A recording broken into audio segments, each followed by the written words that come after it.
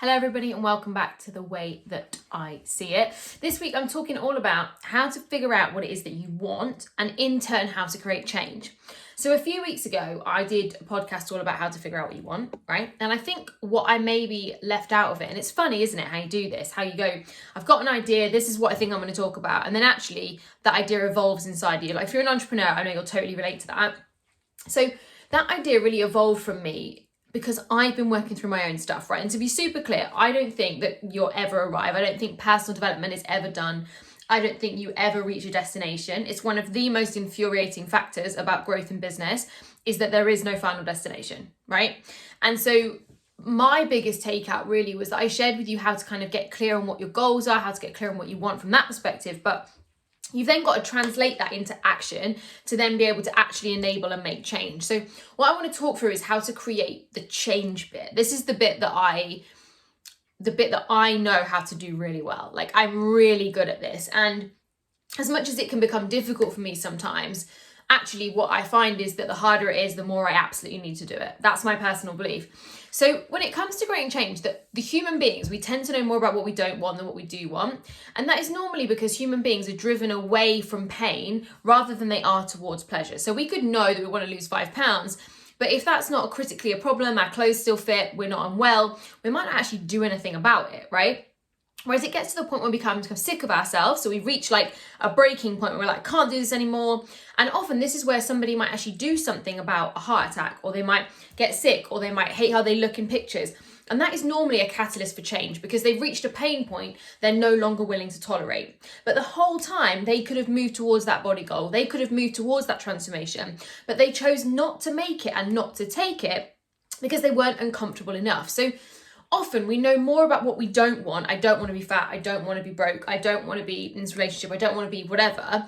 Than we know more about what we do want. So, that's a really powerful first step because it's given you some idea about what it is. But what you need to then really think about is, actually, that's great, tells me what I don't want. But that leaves a very long list of things that I could want or things that are possible for me.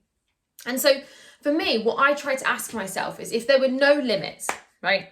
If there were no restrictions, if there was nothing on my life that could stop me having the thing I want, and there was no negative consequences and no backlash, what would I want my life to look like? What would I want to experience? How would I want to feel? What would I want to happen for me? How would I want my days to look? And to really give myself permission to dream. Now, look, I've been doing personal development for a long time now. We're coming up to 10 years.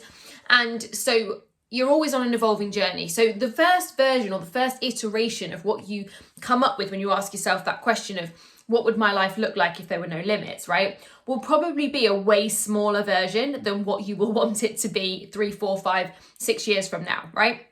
And so what I want you to do is not see this exercise as finite, not see this as a one-time thing and then you're done. See this as something that you want to continuously repeat as you decide to level up your life. And so when I ask myself, what would I want my life to look like without limits, I then can get all those ideas down. I can draft all that stuff. I can get excited about that. And then off the back of that, then I need to ask myself the fundamental question, which is, do I believe I can have that? And if the answer is no, why not? We have got to dig into the reasons why we can't have something. I am like an anti-hype person. I think what happens is, people say, I want this, and everyone goes, yeah, go for it. And they hype them into it. And then actually, because deep down they don't believe they can do it, when the one person says to them, are you sure about that? And they're not even maybe doing it from a negative place, our beliefs get triggered and we go, you're right, I can't do it. And we spiral all the way back down.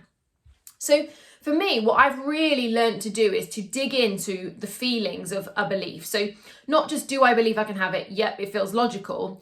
Does that feel good to me? Does this belief, does this story, does having this thing feel great to me? And if the answer is no, why not? What story am I telling or creating that is telling me that it doesn't feel good? Because what we often do is we logically think that we can do it, so therefore we say we believe. Belief is a full body thing, right? Belief is a full body experience. Belief is a sound, right? Belief is a sound, it's a feel, it's a look, it's an energy. And it's so, I don't know if you've done this, but whether you've been with somebody who's been super confident, super passionate, and they're just radiating belief, right? And you've also been in the presence of somebody who's maybe going for a rough time and they've really lost their faith and lost their vision, right? they're not radiating vibrant, positive, belief-led energy. They're vibrating sadness or low energy, yeah? And so what we have to be really aware of is when we say we believe, are we just saying we logically believe, or are we saying we believe, like whole body belief? Because to really create change, to take yourself from a place and make a massive difference, so whether that is in your body, business, weight, doesn't matter, right? You are going to have to overcome some serious hurdles, and you are going to have to start making changes to the things you do on a daily basis. Now, I actually think it's easy to do big things, right? It's easy to make big decisions. They're one-time decisions you make once. What's difficult is daily decisions that you have to make every single day on repeat in the direction of your goals and dreams, especially if you've created programs and habits that are specifically in the opposite direction, right? So as an example, maybe, and this might be talking about me, might not be, you have got a habit of occasionally like every other day, having a glass of wine or a gin or whatever at the end of your working day, whether that's 6 o'clock, 9 o'clock, 11 o'clock, my life is varied, right? And doing that as often as you feel like. Now, does that serve me long term as being someone who's on top of her game, someone who feels amazing, someone whose body feels healthy and, like fulfilled? Probably not. Does having a glass of wine twice a week damage that? No, and it's great. And it meets the other goals of having life and balance and social life, right? So what you've got to ask yourself is, what behaviors right now am I going to have to change? And as a result of that, what therefore beliefs is that belief really true? Like, do I believe I can put down the wine? Do I believe that I can give up the chocolate? Do I believe? Because if actually when you start to work out the actions that you're not already taking, right? Because I also believe that if you believed, you'd have already taken the action, just being honest. But if you haven't worked out that you haven't identified that your beliefs are weaker than your habits right now, then that is why you haven't created change. So up to this point, if you've not created change and that's what you wanted to do, it's because your beliefs are weaker than your habits. Your habits are physically stronger. The conditioned behaviors that you have programmed into your mind are stronger than your belief. And so what we have to do is we have to dig into that belief and we have to give it oomph. We have to give it power. We have to give it fire. And that comes from basically wiping out anything that says we can't have it.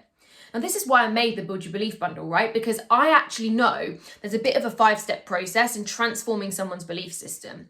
I've said this 1,000 times, but your beliefs are like the lens in your glasses.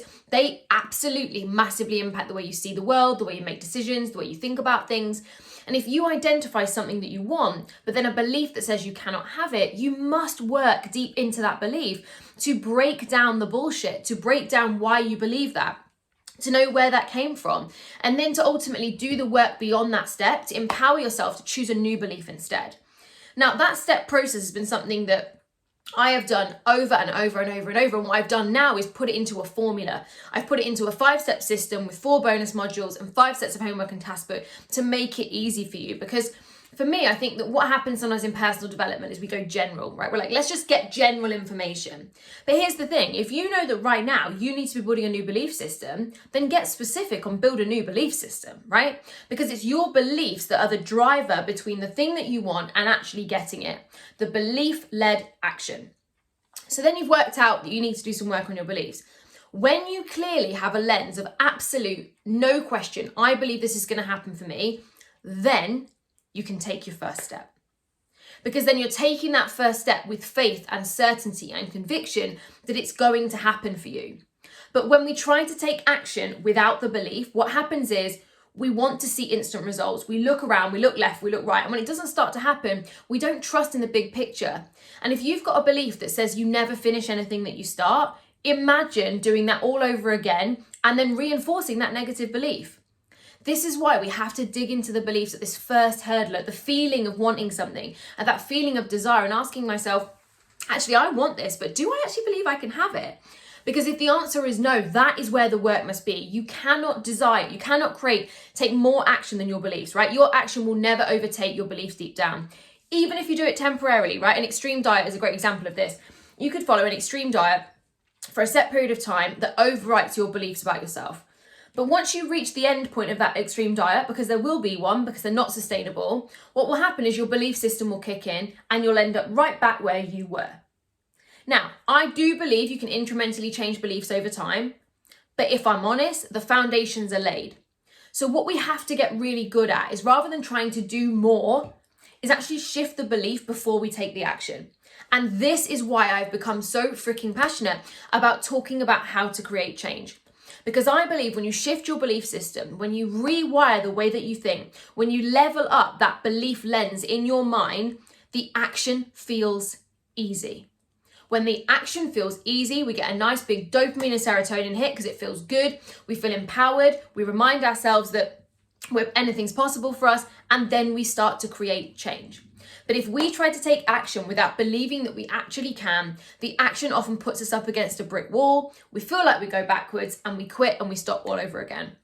And so if you find yourself in this perpetual cycle of moving back and forth, that inconsistency seems to be the most consistent thing, then that is what the Build Your Belief bundle is built for people who are getting inconsistent results in any area of life.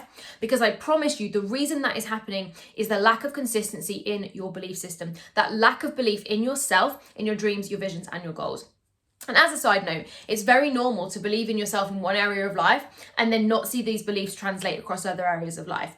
Because what we often do is find an area of life to compensate in, to be great at, to make up for the other things that we're not great at. So that's just something I learned about myself. So I hope today I've given you a good first step idea about how to create change, how to really work out what it is that you want, and why that no amount of action can overcome a belief system if you haven't done the work to dig into why you don't believe something.